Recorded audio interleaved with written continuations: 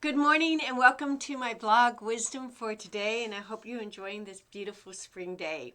So we had a wonderful missionary banquet this last Sunday, and it was a potluck where people brought food from all over the world, and we got a chance to look at all the missions that our church is involved with. And many people were impressed with the amount of work that we do in just giving a little bit to all these missions.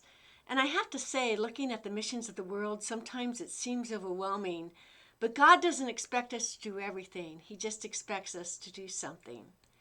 And now that that's over, at the end of July and beginning in August, we're going to have a children's music camp.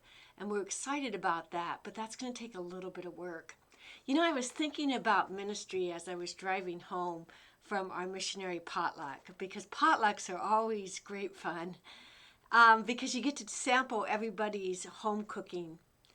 And we have some excellent cooks in our church.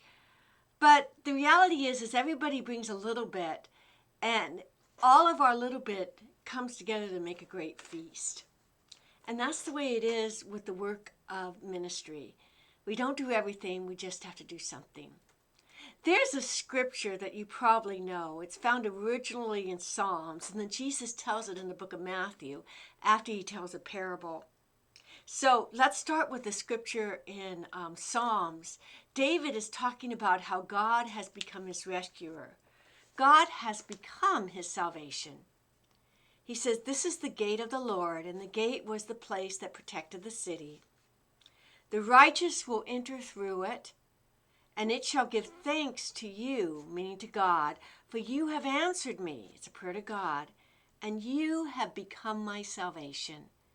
He just doesn't say you saved me. He said you have become the essence of what saves me. And then he says this: "The stone the builders rejected has become the chief cornerstone. This is the Lord's doing, and it's marvelous in our eyes." And so the idea that people could reject God and God would come back and be the chief cornerstone, the foundation of our salvation. And Jesus quotes it again after he tells the story of a vine dresser. And this is a man who owned a vineyard, and he rents the vineyard out to some people, and then he goes away with the understanding that a portion of the produce goes back to the vine dresser, to the landlord. They need to pay him for the vineyard. And when he sends a messenger to collect the rent, to collect his share of the profit, they stone one and they kill another, and they ridicule another and chase him away. And so the next time he sends his son, and they kill his son. And then he asks the Pharisees, "What will you do?" And they say, "Well, you're going to destroy the city." And then Jesus looks at them, and he says this. Jesus said to them, "Did you ever read the scriptures? The stone which the builders rejected has become the chief cornerstone. This came about from the Lord, and it's marvelous in our eyes."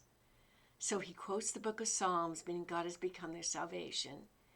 And in reference to him, in reference to Jesus who will lose his life, he says, "Therefore I say to you, the kingdom of God will be taken away from you, to be given to people who produce much fruit."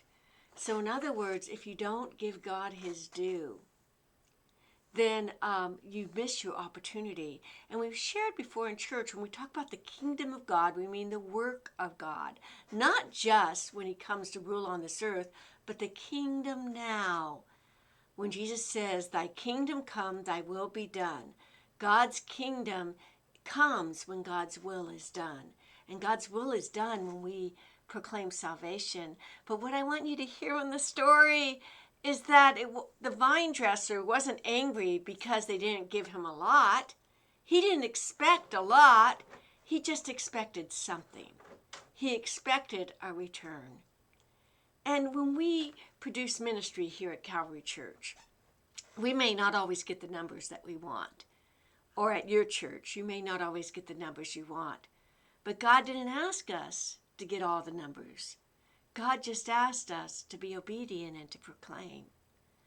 So as we go into the second part of our summer, preparing for our children's camp, which is our vacation Bible school, I pray that you will understand that God isn't asking us to do everything, but just something.